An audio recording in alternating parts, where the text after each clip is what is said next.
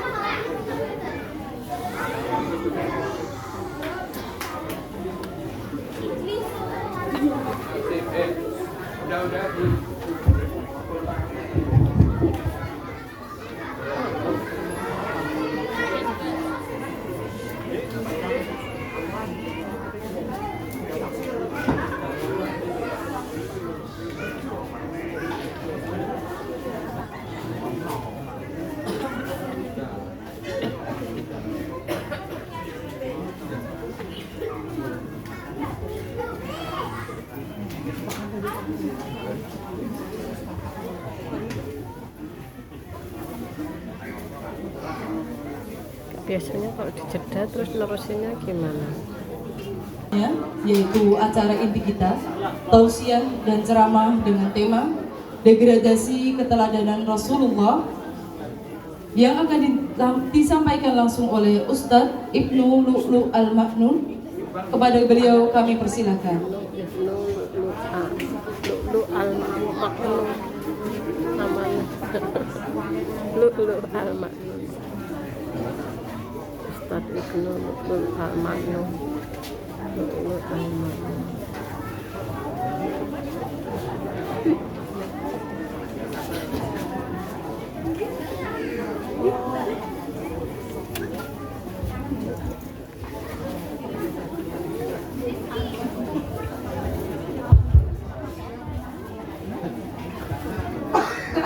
A'udzu billahi minasyaitonir rajim. Bismillahirrahmanirrahim. Assalamualaikum warahmatullahi wabarakatuh.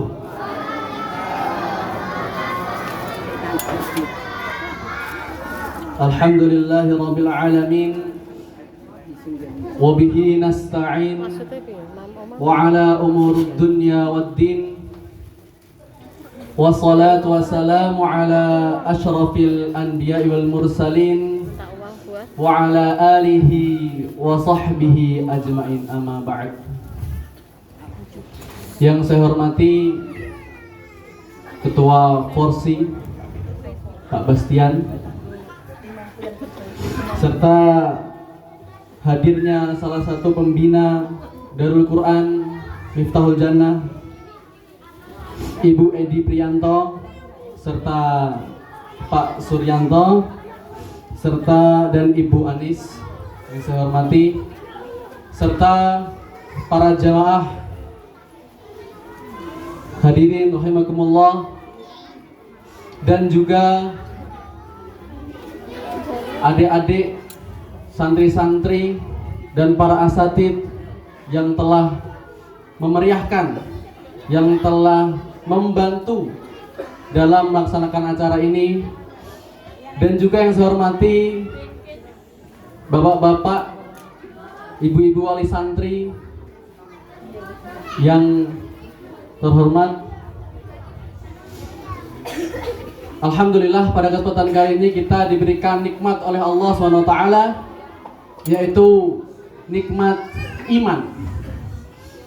Nikmat yang Allah berikan tidak ke sembarang orang. Nikmat yang tidak semua manusia itu dapat. Nikmat apa itu, Pak? Nikmat iman. Karena sudah kita tahu, nggak semua orang itu beriman. Maka iman itu adalah suatu nikmat yang patut kita syukuri. Serta Allah telah memberikan kita nikmat kesehatan, nikmat yang begitu besar sekali, yang banyak orang itu meremehkannya. Ketika dia sehat, dia nggak merasa. Tapi begitu mereka sakit, baru merasakan bahwasanya nikmat sehat itu nikmat yang sangat luar biasa. Baiklah jamaah rahimakumullah, alhamdulillah kita bisa berkumpul di acara Maulid Nabi dan Gebyar Santri TPQ Miftahul Jannah dengan judul Degradasi Keteladanan Rasulullah SAW. Sebelum saya mulai, kemarin itu waktu saya ngomong ke para santri, sekitar seminggu atau enggak lebih yang lalu itu, saya ngomong gini ke santri, nanti insya Allah kita tanggal 8 ada Maulid Nabi. Para saya seneng, Pak. Oh iya, alhamdulillah senang hari. Lalu mereka tanya, nanti ada rebananya enggak, Ustaz? Waduh, rebana lagi.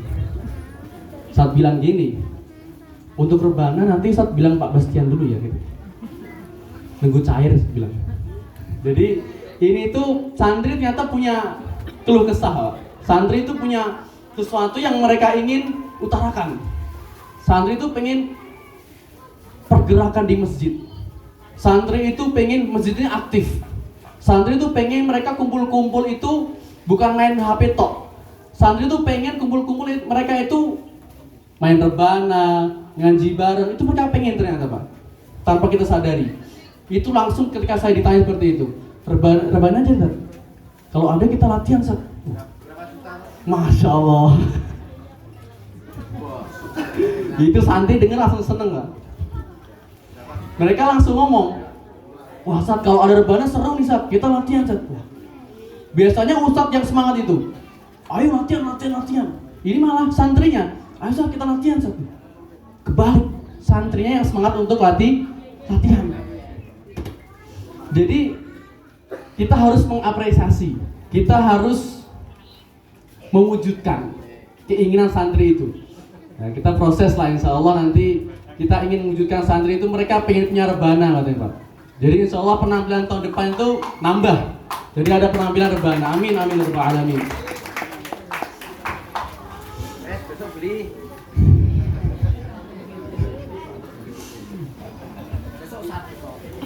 Oke, insya Allah bisa kita beli ya. Kita nyicil dulu dari icik-icik dulu. Jadi nggak langsung semua break nanti gitu. Kita butuh proses dikit-dikit, nanti baru kalau udah terkumpul semua, baru kita nanti bisa penampilan. Amin amin ya rabbal alamin. Dan jamaah sebelumnya saya ingin mengucapkan terima kasih kepada, tadi itu hujan Pak. Deras sekali. Sore itu seperti Pak Bastian tadi hujan, deras sekali sini. Sampai banjir itu di depan pondok itu banjir. Terus ada bapak-bapak yang membersihkan, bapak-bapak yang mengatur airnya itu biar nggak menggenang. Itu Masya Allah sekali. Jadi saya ucapkan terima kasih kepada bapak-bapak tadi yang membantu terlaksananya acara ini. Karena kalau nggak ada mereka tadi, kita udah banjir ya. Nah, kita udah menggenang air sini. Kita udah kayak di atas pantai gitu. Jadi tadi mereka menyapunya terus dibolong-bolongin sampai benar-benar habis airnya, sehingga kita bisa menikmati acara ini dengan tenang. Baiklah, Bismillahirrahmanirrahim. Tema kita pada malam hari ini degradasi keteladanan Rasulullah. Pak Bas itu kemarin ngomong nanti kamu hajar aja katanya. Hajar semua. Kamu kasih tahu degradasi sampai penurunan akhlak manusia sekarang kayak apa. Wah, ini saya nggak enak. Sebenarnya saya ini berdiri di sini juga agak sungkan, agak deg-degan sebenarnya. Karena saya berpidato, berceramah di hadapan orang-orang yang lebih pantas sebenarnya dari sini. Lebih alim, banyak para ulama juga, banyak yang ahli agama yang seharusnya lebih pantas dari sini.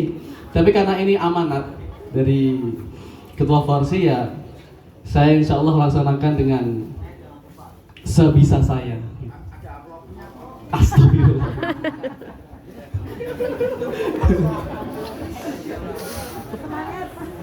Baiklah jemaah, kita keluar dari amplop nih.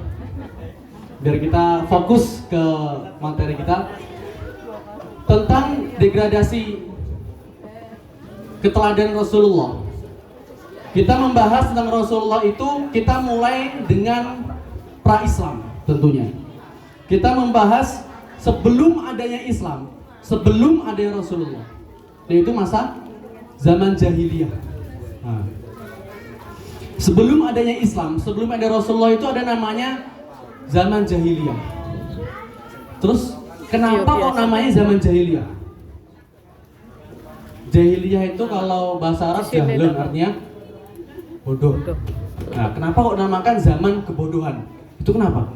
Padahal kalau diteliti lagi, mereka dalam hal ekonomi itu sukses. Perdagangan ada, pengusaha ada, pinter-pinter ada, Pak. Diplomat itu ada. Abu Jahal itu pinter. Khalid bin Walid itu pinter semua. Jadi waktu zaman jahiliyah itu pinter-pinter semua dan kaya-kaya semua. Tapi kenapa kok dinamakan zaman jahiliyah? Masa jahiliyah. Kok kenapa? Kok dinamakan kebodohan? Padahal ekonomi ada, uang banyak, pengusaha banyak, tapi kok tetap masa jahiliyah? Nah, itu kenapa? Jadi ternyata penyebabnya setidaknya ada dua hal. Ada dua. Yang pertama, kenapa mereka disebut jahiliyah adalah karena ketidaktahuan mereka tentang Tuhan. Tentang siapa Tuhan sebenarnya. Mereka tidak tahu dan tidak mau tahu. Selama mereka hidup, yang mereka sembah adalah patung yang dibikin sendiri, diukir sendiri, dicat-cat sendiri, digotong sendiri, disembah sendiri. Kan gak masuk akal ya. Dibikin-bikin sendiri, diukir sendiri, terus diwarnain sendiri, digotong sendiri, lalu disembah. Masuk akal ya, Pak? Sama sekali gak masuk akal. Tapi mereka melakukan itu. Itulah kenapa mereka disebut jahiliyah. Ketidaktahuan mereka tentang Tuhan. Dan yang kedua, karena ketidaktahuan mereka tentang Tuhan, maka menimbulkan suatu perkara, suatu perilaku, adab, akhlak yang buruk. Karena tadi ketidaktahuan mereka tentang Tuhan, maka muncullah efeknya itu, perilaku yang buruk. Kalau kita membahas tentang perilaku para jahiliyah dulu, wah itu lebih judi, khomer, perzinahan, wah itu sudah merajalela. Gak usah ditanya lagi. Penguasanya itu Arab dulu. Makanya disebut jahiliyah. Sampai di Quran disebutkan wala tabarrajna tabarrujal jahiliyah. Sampai diwanti-wanti oleh Allah. Wala tabarrajna tabarrujal jahiliyah. Wahai para wanita, janganlah kalian berhias, bersolek, berperilaku seperti wanita-wanita jahiliyah. Perilaku mereka gimana? Kok sampai dipermisalkan kepada manusia sekarang? Kalau pakai anting, kalau pakai kalung, sampai dilewer-lewer. Kalau pakai apa namanya istilahnya itu, gelang, mau sampai siku. Kalau gelang yang ditaruh kaki, sampai bunyi kerincing. Ya bedanya siapa sama hewan tuh ya? Itu juga ada kucing itu, pakai kerincing. Jadi kalau kucing apa manusia lewat gak ada bedanya. Itu perlakuan wanita jahiliyah. Sampai Allah wanti-wanti, wala tabarrajna tabarrujal jahiliyah. Kalau mau berhias, janganlah seperti wanita jahiliyah. Dan perilaku mereka juga buruk. Kalau ketemu laki-laki digoda. Kalau ketemu laki-laki matanya nggak bisa jaga. Kalau ketemu laki-laki merayu. Itulah perilaku wanita jahiliyah. Dan sekarang ada nggak, Pak? Buahnya pol dan nggak malu dan bangga. Itulah yang menjadi penurunan, degradasi akhlak kalau dibilang. Penurunan akhlak yang sangat drastis. Kalau zaman dulu mungkin orang maksiat itu menutupi, malu. Kalau kelihatan orang banyak itu malu. Tapi kalau sekarang dia pacaran, foto selfie, di-post di internet, itu bangga. Bangganya minta ampun, saya punya pacar, keren. Di-post di internet. Itu bangganya nanti, wah saya punya pacar ini. Dia pegangan tangan padahal belum muhrim, itu bangganya minta ampun. Ada yang berpakaian tidak senonoh, itu bangganya minta ampun. Itulah yang aneh. Kalau zaman dulu malu, kalau sekarang malah bangga. Padahal Rasulullah bersabda, kullu ummati mu'afan. Seluruh umatku itu akan diampuni. Yang bermaksiat akan diampuni. Dia punya dosa akan diampuni. Dia berjudi akan diampuni. Mencuri akan diampuni. Kecuali illa mujahirin. Kecuali orang-orang mujahirin. Siapa mujahirin itu? Orang yang berbuat maksiat tapi bangga. Kok ada orang bermaksiat malah bangga. Dia malamnya maling. Contoh malamnya maling. Gak ketahuan, paginya malah diumumin. Wih, tadi malam saya maling. Dapat 2 motor, 3 mobil. Kamu kok malah bangga? Maling kok malah bangga? Ada orang pacaran diumumin. Saya punya pacar sekarang loh.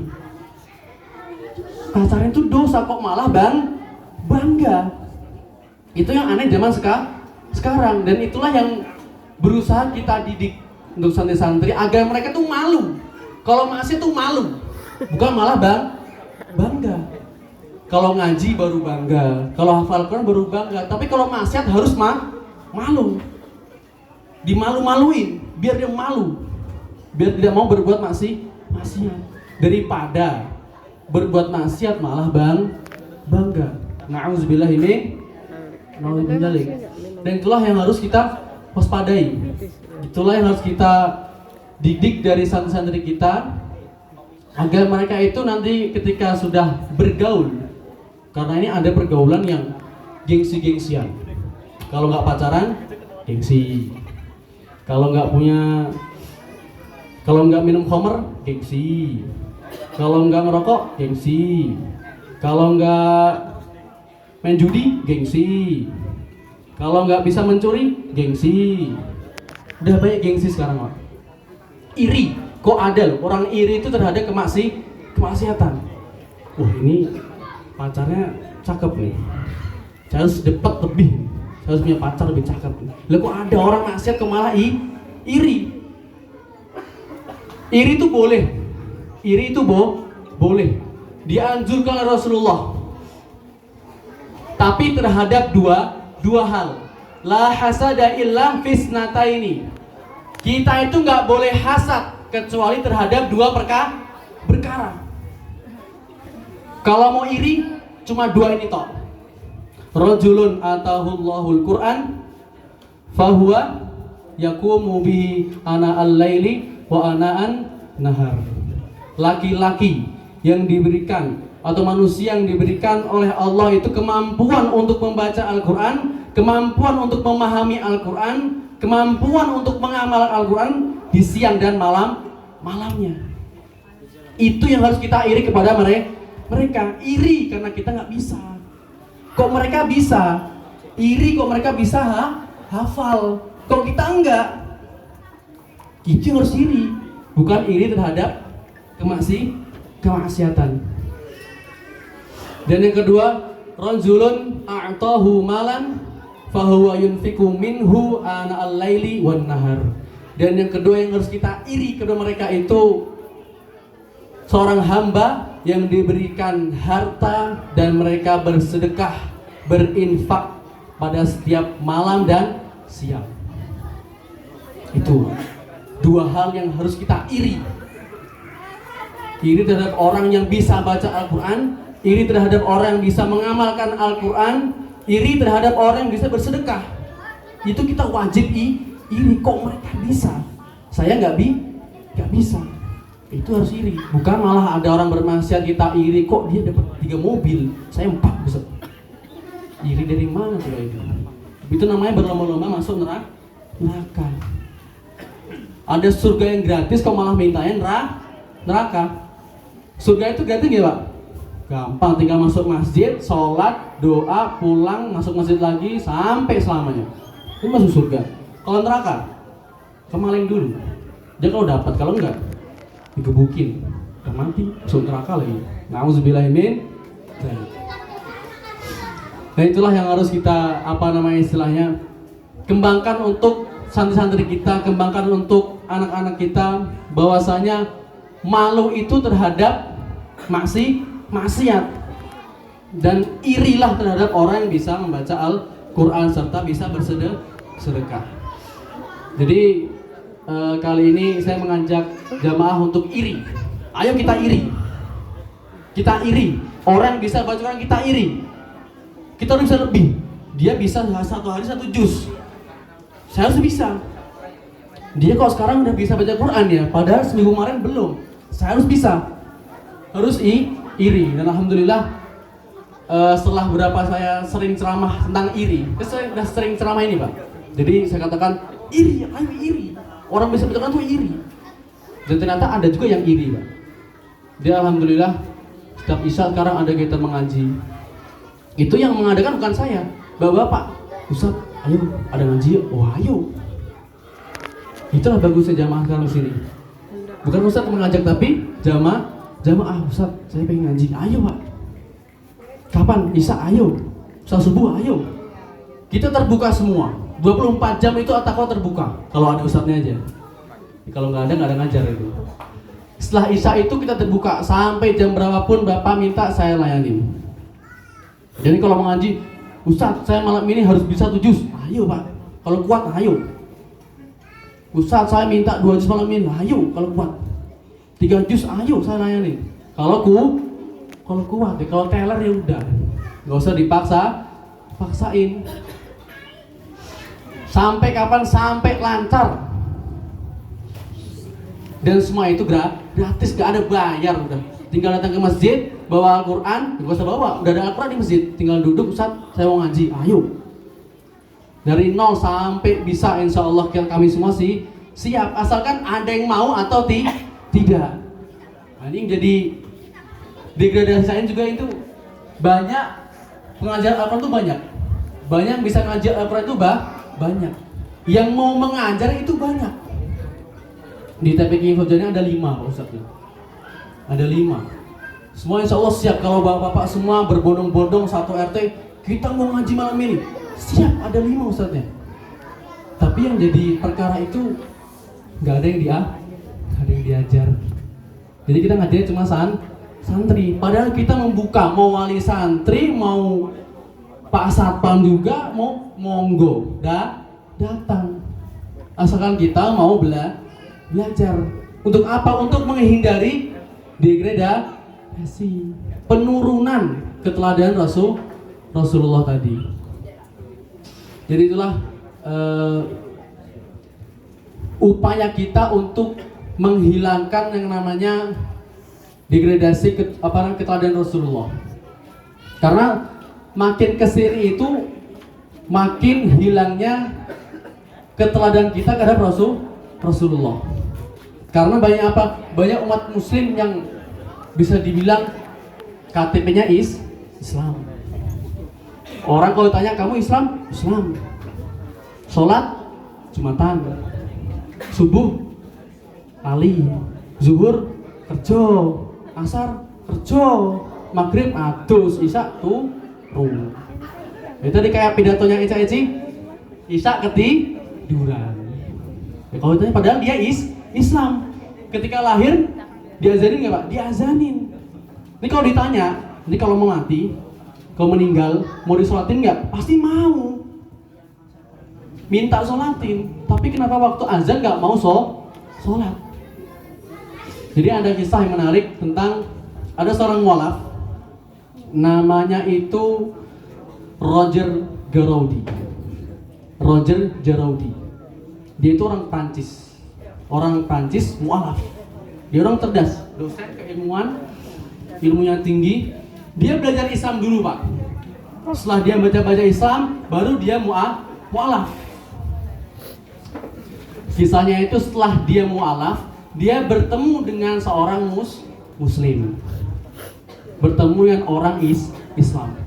Setelah dia bertemu, lalu ngomong gini, untung saya itu belajar Islam dulu, baru ketemu dengan orang Islam. Untung saya belajar Islam dulu, baru ketemu sama orang Islam. Kalau saya ketemu sama orang Islam dulu, baru belajar Islam, saya nggak yakin saya jadi mualaf. Kata dia itu gitu. Dia ngomong, untung saya belajar Islam dulu, baru ketemu sama orang Islam. Andaikan saya ketemu sama orang Islam dulu, saya nggak yakin kalau saya mualaf. Apa maknanya? Dia nggak yakin dengan orang Muslim. Dia yakin dengan Islam, tapi nggak yakin dengan kelakuan semua orang Islam. Betul nggak? Apakah semua orang Islam itu Muslim? Gimana Pak? Apakah semua orang Islam itu Muslim? KTP-nya sih Islam, tapi wallahu alam bisawab. Hanya Allah yang tahu. Nah, maka dari itu tentang keteladanan Rasulullah ini, bagaimana cara kita meladeni Rasulullah. Kembali tentang malu tadi, Ibnu Abbas radhiyallahu anhu berkata bahwasanya malu dan iman itu satu ikatan. Kalau seandainya malu ditarik, maka iman juga akan hilang. Kalau iman ditarik, maka malunya akan hilang. Maka sudah dipastikan bahwasanya orang yang nggak punya malu itu pasti nggak punya iman. Malu di sini bukan berarti dia takut pidato depan kayak Sani tadi. Bukan berarti dia malu nggak mau ngomong, tapi malu dalam hal maksiat. Dia nggak punya malu. Semua foto disebarin, padahal dia tidak berusaha. Dengan bangganya dia mengatakan, ini loh saya. Padahal itu masih maksiat, tapi dia malah bangga. Kok ada orang seperti itu? Nah, maka mari kita bersama-sama. Jadi bukan pondok tok yang harus mendidik santri, bukan pondok tok yang harus mendidik semua, tapi bersama-sama. Nggak bisa kalau cuma satu posisi, satu satu bagian kita tok didik santri, itu nggak mungkin jadi. Tapi harus ada dorongan dari orang tua. Dan alhamdulillah, kalau zaman sekarang itu masjid-masjid, hampir semua masjid itu ada namanya TPQ gitu. Semua masjid ada namanya TPQ. Ada pengajian, ada yang ngejar ngaji. Masjid sudah ramai dengan anak-anak. Pengajian ramai dengan anak-anak. Itu alhamdulillah. Kita syukur kalau masjid ramai dengan anak-anak, itu bersyukur. Jadi kalau ketika sholat berisik minta ampun, ada yang berantem lah, ada yang tendangan, ada yang senggol-senggolan. Ketika pengajian ada yang nangis, ada yang berantem, itu anak kecil, itu dimaklumi, malah bersyukur. Justru kalau udah nggak ada anak kecil di masjid, kok sepi, nggak ada anak kecil, nggak ada yang bercanda, nah itu malah aneh. Kalau kata Imam Ghazali, kalau suatu di masjid sudah tidak terdengar suatu anak kecil, suara anak kecil, maka akan dekat dengan kerusakan. Karena apa? Karena tidak ada yang meneruskan memakmurkan masjid. Ya, karena mereka ini yang akan nantinya memakmurkan masjid, yang melihat, oh imam tuh gini ya, oh khutbah tuh gini ya, oh azan tuh gini ya. Ya mereka Oh, kalau sholat tuh diem gini ya. Mereka. Jadi bukan tugas kita tuh marah-marahin terus. Ketika ada yang gojek, wih, diem. Tapi kita contohin. Kita contoh, bukan kita marahin terus, tapi kita contohin. Kalau sholat tuh diem, khusyuk. Kalau khutbah itu diem. Kalau zikir itu diem. Kita contohin. Mereka pasti nanti akan paham. Berproses. Jadi di masjid ini juga dulunya itu pusing, Pak.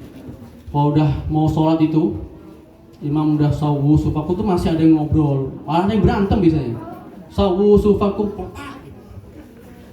kita mau misahin juga udah mau sholat, mau ngerapiin kok udah jadi imam, jadi bingung. Tapi dengan proses kita, ya kadang kita marahin, kadang kita kasih tahu, kita contohin. Akhirnya sekarang kalau sholat tuh diem semua, alhamdulillah. Jadi ketika imam udah mau sawu sufakum tuh stop, diem semua, nggak ada yang ngomong. Paling 1-2 yang nggak paham bahasa manusia. Karena ada apa? Misalnya anak kecil itu yang masih dibilangin kamu nanti diem ya, kamu nanti diem ya, diem ya, masih hawa-hawa aja. Jadi nggak tahu dia yang kita omong itu nggak tahu apa yang dia omongin. Itu masih ada. Dan jamaahkumullah. Jadi makna jahiliyah tadi itu bukan dari ekonomi, bukan dari kesuksesan, bukan dari dinilai dari harta. Jadi jahiliyah itu dinilai dari ketidaktahuan mereka tentang Tuhan. Makanya kalau kita tidak mau disebut tentang jahiliyah, kita nggak mau disebut dengan nama jahiliyah, maka kita bareng-bareng terus bersama belajar tentang ketuhanan. Dengan mendatangi majelis taklim, mendatangi masjid, Jumatan, itu pasti semuanya bahas tentang ilmu. Karena dengan ilmu Tuhan, ilmu agama itu maka akan munculkan perilaku yang baik pastinya. Dan perilaku baik itu akan menimbulkan pengaruh terhadap anak-anak. Jadi anak-anak itu nakal itu biasanya bukan karena merekanya, tapi mereka mencontoh. Jadi kalau kita marahin terus sampai habis-habisan, saya busa mulut tuh gak bakalin juga, Pak. Tapi sekali-kali kita mencontohkan. Jadi saya pernah juga itu, kok nih saya marahin nggak diem ya. Di masjid suruh diem nggak mau diem. Saya marahin masih nggak mau diem. Akhirnya saya diemin. Saya semua ngomong, kamu lihat Ustadz kalau sholat. Dilihatin bener, Pak. Saya nggak ngomong lagi. Dia mau ngobrol terserah. Yang penting saya ngomong, kalau saya sholat, lihatin Ustadz sholat. Dilihatin, Pak. Dilihatin, akhirnya lama-lama ngikutin, lama-lama diem.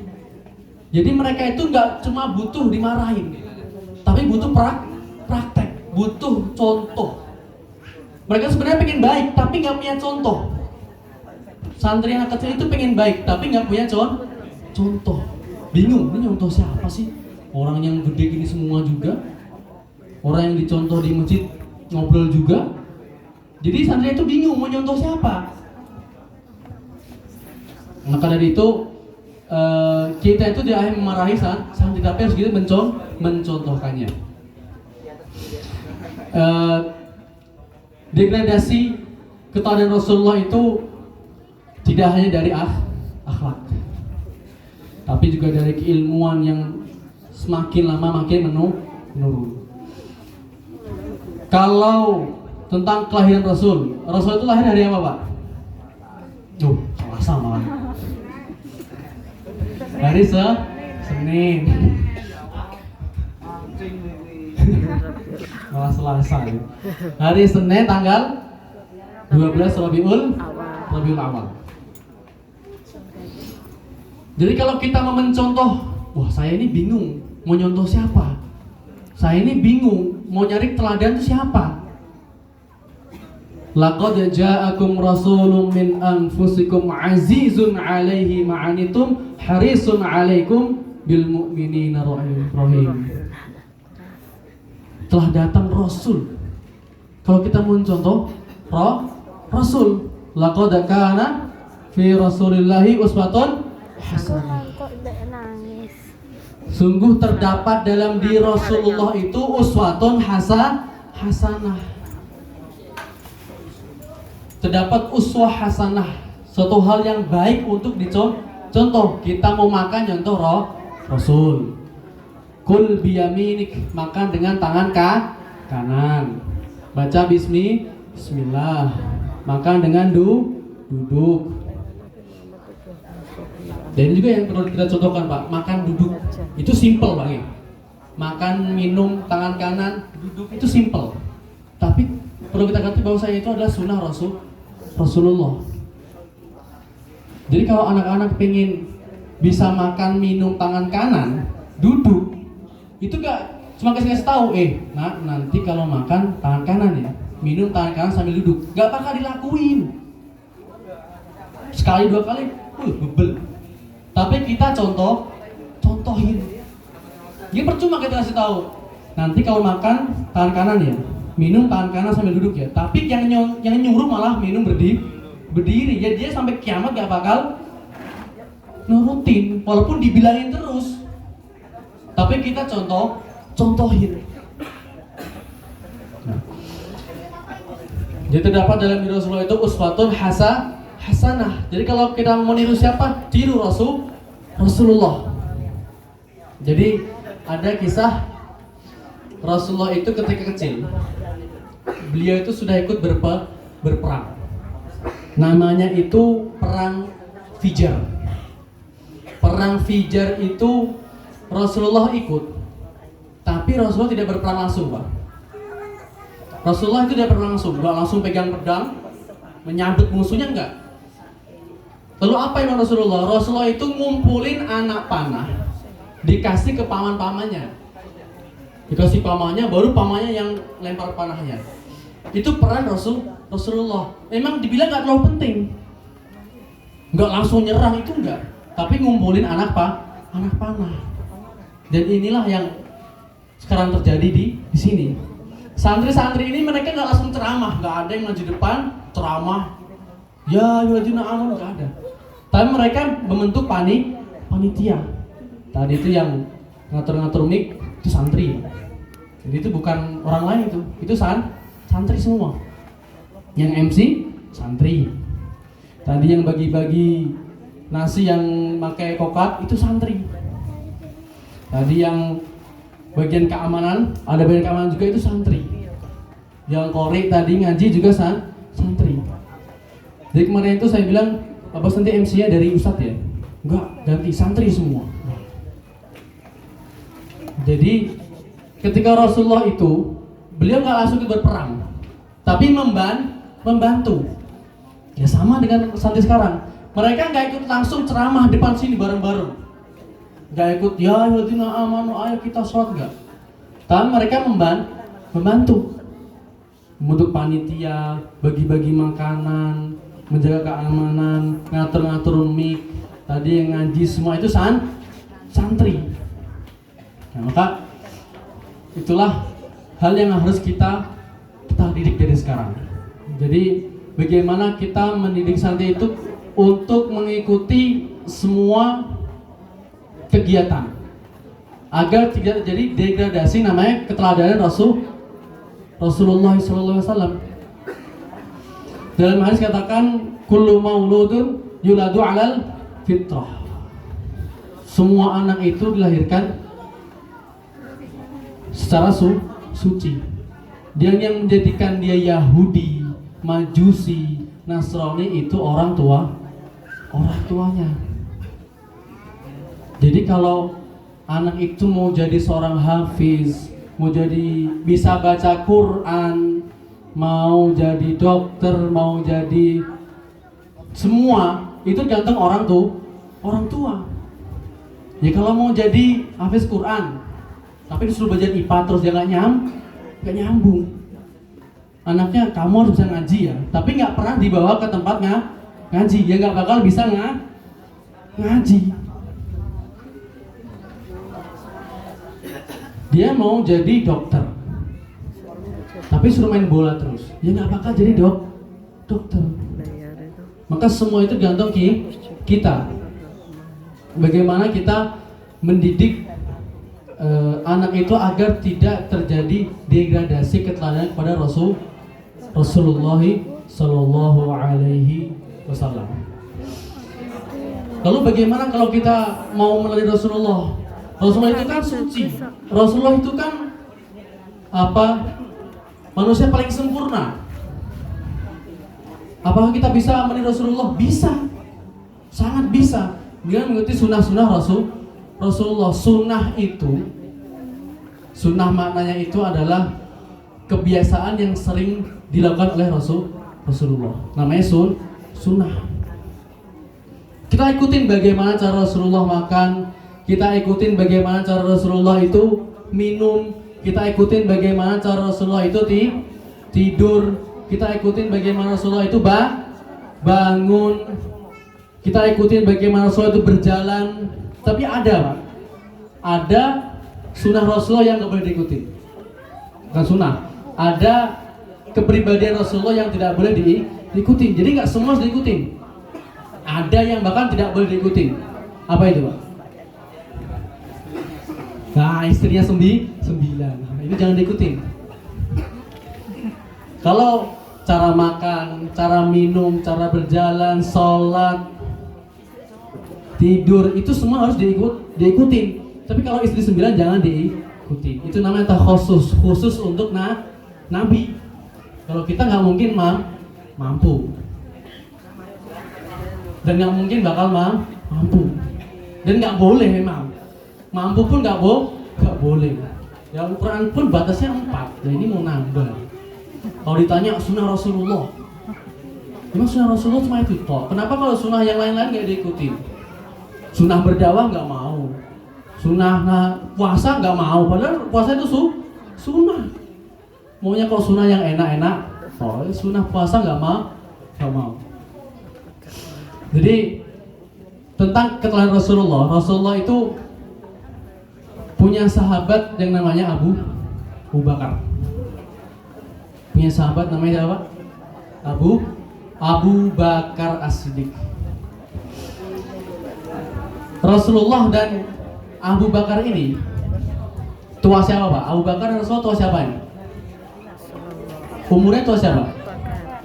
Tua Abu Bakar.